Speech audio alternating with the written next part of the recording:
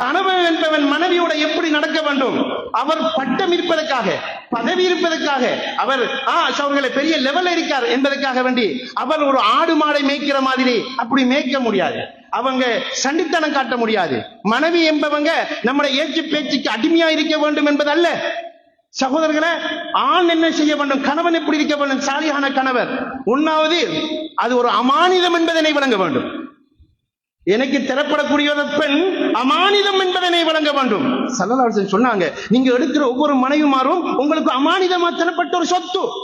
ஒரு ஆள் ஒரு பொருளை தருகிறார், அமானிதமா தருகிறார். அதை நீங்கள் நினைச்ச மாதிரி பாவிக்க முடியாது, நினைச்ச மாதிரி ஏச முடியாது, நினைச்ச மாதிரி திட்ட முடியாது. மறுமையில் விசாரணை செய்யப்படும். ஏனென்றால் ஒரு அமானிதமான சொத்து. மனைவியை பார்த்து பானா பூனா கீனா கானா என்று திட்ட முடியாது, உங்களோட கோபத்தை திணிக்க முடியாது. ஸல்லல்லாஹு அலைஹி வஸல்லம் என்ன சொன்னார்கள்? கல்யாணம் என்பது அரவாசி ஈமான், மத்த அரவாசி அல்லாஹ்வை பயந்து கொள்ள வேண்டும். ஒவ்வொரு கணவன்மாரையும் பார்த்து நீங்கள் மனைவிமார்களுக்கு அநியாய முறையில ஏசி இருந்தால், திட்டி இருந்தால் மன்னிப்பு கேளுங்கள். மறுமையில் விசாரணை. மனம் நொந்து வெந்து எந்த மனைவியெல்லாம் இருக்கிறார்களோ அவர்கள் மறுமையில் உங்களை மாட்டுவார்கள். நீங்கள் நினைக்க கூடாது இது சாதாரண விடயம் அல்ல. அமானிதம் என்பது பேணி பாதுகாக்க வேண்டும். அவங்களை அமானிதமா எடுத்த மாதிரியே, அந்த பொருள் எடுத்த மாதிரியே நொறுங்காமல், உடையாமல், மனசு தளராமல், சந்தோஷத்துக்கு மேல் சந்தோஷத்தை கொடுத்து வாழுபவன் தான் ஒரு சாலிகான கணவன்.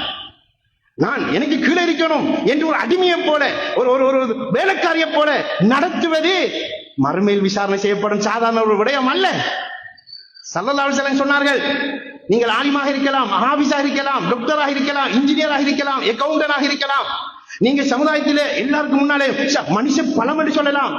இவர் உண்மையில ஒரு மனுஷன் என்று எல்லாரும் உங்களை புகழலாம். ஸல்லல்லாஹு அலைஹி வஸல்லம் என்ன சொன்னாங்க தெரியுமா? ஹைருக்கும், உங்களை சிறந்தவர் வெளி வேஷம் போட்டு வெளியில பார்த்து எல்லாரையும் சிரித்து மகிழ்பவர்கள் அல்ல. மனைவி சொல்ல வேண்டும், உள்ளத்தால மனைவி சொல்ல வேண்டும், என் கணவர் மிகவும் சிறந்தவர், உயர்ந்தவர், பண்பு மிக்கவர், ஒழுக்கமுடையவர், என்னை ரெஸ்பெக்ட் தரக்கூடியவர் என்று எந்த மனைவி சர்டிபிகேட் கொடுக்கிறாங்களோ அப்போதுதான் நீங்கள் அல்லாஹ்விடத்திலே சிறந்தவராக முடியும். ஊருக்கு நல்லவராக இருக்கலாம், பக்கத்து வீட்டுக்காரர்களை பார்த்து நல்லா சிரிக்கலாம். மனைவியை பார்த்து ஜாதியாக நடந்தால் அந்த மனைவி அல்லாஹ்விடத்திலே உங்களை சிறந்தவர் என்று சொல்ல மாட்டார்கள் சகோதரர்களே. எனவே கனவு மாட்டைக்கு இரண்டாவது தன்மை சிறந்தவர் என்ற பெயர் எடுக்க வேண்டும். சிறந்தவர் என்ற பெயர் என்றால் அவர்களுடைய ரெஸ்பெக்ட் கொடுக்கப்பட வேண்டும், அவர்களை மதித்து நடக்க வேண்டும். உங்களோட உம்மா பாப்பா ராத்த மாட்ட போய் அந்த பெண்ணை நீங்கள் அசிங்கப்படுத்த கூடாது. அவருடைய சிறு குறைகளை போய் சொல்லி அவர்களை நோண்டியாக்க கூடாது. இஸ்லாம் அப்படி சொல்லவில்லை. ஸல்லல்லாஹு அலைஹி வஸல்லம் அதை சொல்லியிருக்கிறார்கள் தெளிவாக. சகோதரர்களே, மூணாவது விடயமாக சொன்னார்கள், ஒரு உலகத்தில் ஒரு கெட்ட கணவர் யார் தெரியுமா? ஆக மோசத்திலேயும் மோசம், அதுக்கு அங்கட மோசமே கிடையாது. அவன் யாருண்டா, மனைவியில ரகசியங்களை, பண்புகளை, அவருடைய சில இயற்கை உணர்வுகளை, உணர்ச்சிகளை கூட்டாளிமார்களுக்கு முன்னால ஜோக்காக கதைச்சி, உம்மா பாப்பாமாருக்கு முன் ராத்தா தங்கச்சிமாருக்கு முன்னால அவட குறைகளை, அந்த மறைக்க வேண்டிய விஷயங்கள் எல்லாம் கதைச்சி சகோதரர்களை அம்பலப்படுத்துறவன் உலகத்தில ரொம்ப கெட்டவர்களில் மிக மிக கெட்டவன் சொன்னார். அல்லாஹ் அக்பர். மர்மை சகோதரர்கள், இன்று எத்தனை பேர் மனைவியை சீரழிக்கிறவர்கள் இருக்கிறார்கள், பயமுட்டாற்றவர்கள் இருக்கிறார்கள், அசிங்கமான போட்டோவை தன்னுடைய போனில வச்சு அசிங்கப்படுத்துகின்றவர்கள் இருக்கிறார்கள். மனைவியை பற்றி ஜோக்காக கூட்டால் மாட்ட இரவு அப்படி நடந்த இப்படி நடந்த சிரிச்சு பேசக்கூடியவர்கள் இருக்கிறார்கள். மனைவியுடைய எந்த உணர்வுகளையும் உணர்ச்சிகளையும் விடயங்களையும் யாராவது சொன்னால் அல்லாஹ்வுடைய சாபத்துக்குரியவர்கள், அல்லாஹ்வுடைய தீங்குக்குரியவர்கள். சகோதரர்களே, அமானிதமாக தரப்பட்ட சொத்து. எனவே கணவன் மூன்றாவது விடயம், இதை மிகவும் கவனமாக கேட்க வேண்டும். இந்த விடயத்தில் மிகவும் கவனமாக இருக்க வேண்டும் சகோதரர்களே. ஒவ்வொரு கணவன்மாரும் அப்படி செய்திருந்தால் மன்னித்து கேளுங்கள். அவர்களை அசிங்கப்படுத்தியிருந்தால், உங்களோட குடும்பத்துக்கு முன்னர் அசிங்கப்படுத்தியிருந்தால் நீங்கள் அவருடைய மன்னிப்பு கேட்டுக் கொள்ளுங்கள். என்றால் இத்துடன் முடிவும் ஒரு விடயம் அல்ல, இது மறுமையில தொடரும். இது மறுமையில தொடரும். கொம்புள்ள ஒரு ஆடு, நல்லா விளங்கிக் கொள்ளுங்கள் சகோதரர்களே. நானும் தான் நீங்களும் தான். பேசுறதுல நான் அவுளியா என்பதல்ல, கேட்கிறதுல நீங்க தப்பானவர்கள் என்பதல்ல. வசியத்தை எனக்கும் உங்களுக்கும் தான். நாங்கள் எல்லோரும் மாற வேண்டும். கொத்துபா என்பது வெறும் என்ற பயான் கேட்பது அல்ல. ஒரு கொம்புள்ள ஒரு ஆடு, கொம்பு இல்லாத ஒரு ஆட்டை பார்த்து இப்படி குத்தி சென்றால் மறுமையில ரெண்டு ஆட்டையும் கூப்பிட்டு கொம்பில்லாத ஆட்டுக்கு கொம்பை கொடுத்து நீ குத்தினதை போல் குத்து என்று அல்லாஹ் சொல்லுவான். குத்தி அந்த தண்டனையை மறுமையில அனுபவிக்கிறதுக்கு பின்னாலதான் அந்த ஆடு மண்ணாக போய்விடும். கொம்பில்லாத ஆட்டுக்கே இந்த விஷயம் என்றால், உணர்வுகளும் உணர்ச்சிகளும் உள்ள அல்லாஹ்வினால் படைக்கப்பட்ட சங்கியான படைப்பு ஒன்றுக்கோ உங்களோட கையில அமானிதமா தரப்பட்ட அந்த மனைவிக்கு இப்படி அசிங்கப்படுத்தினால் எவ்வளவு கேள்வி கணக்கு இருக்கு.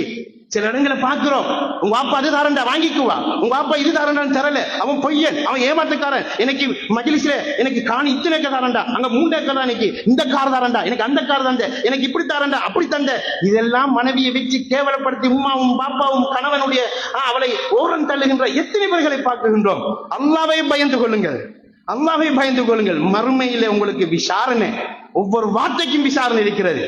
எனவே அன்புக்குரிய சகோதரர்களே, அடுத்த விஷயம், ஒரு கணவன் தெரிந்து கொள்ளக்கூடிய அடுத்த விஷயம், அவனிடத்தில் இருக்க வேண்டிய மிக முக்கியமான ஒரு விடயம் சகோதரர்களே, அவர்களுடன் அன்பாக பண்பாக இரக்கத்தோட பழக வேண்டும்.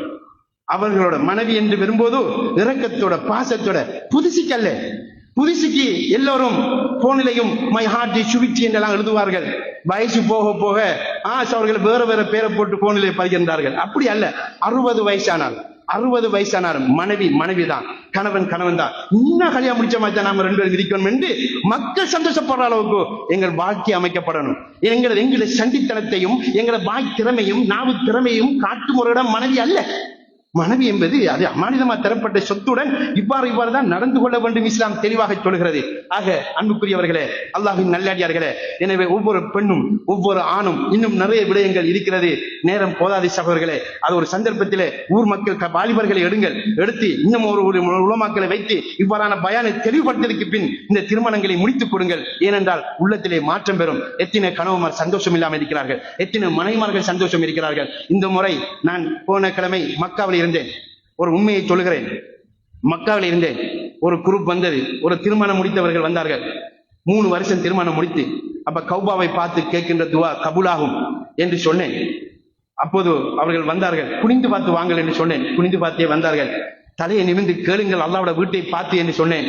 அந்த பெண்மணி என்ன துவா கேட்டாள் என்றால், யா அல்லாஹ், என்னை என் கணவரின் பிரித்திடன்னு கேட்டான். கௌபாவை பார்த்து. சகோதரர்களே, பெரியவர்களே, ஒரு அந்த விஷயம் வந்தவுடன் நான் ஏசினேன். அவர்களுக்கு தரபேதி கொடுத்தேன். ஏதோ மனத்தனமாக செஞ்சு விட்டார்கள். இவ்வாறு வெறுப்புடனும் இவ்வாறு மன சங்கடத்துடனும் எத்தனைவர்கள் வாழுவோம், என்ன செய்கிற புள்ளிகளுக்காக வாழ்வோம் என்று நினைக்கிறார்கள். சகோதரர்களே, 2 பேரும் சின்ன முறைப்படி வாழாவிட்டால் மறுமையில் தப்ப முடியாது.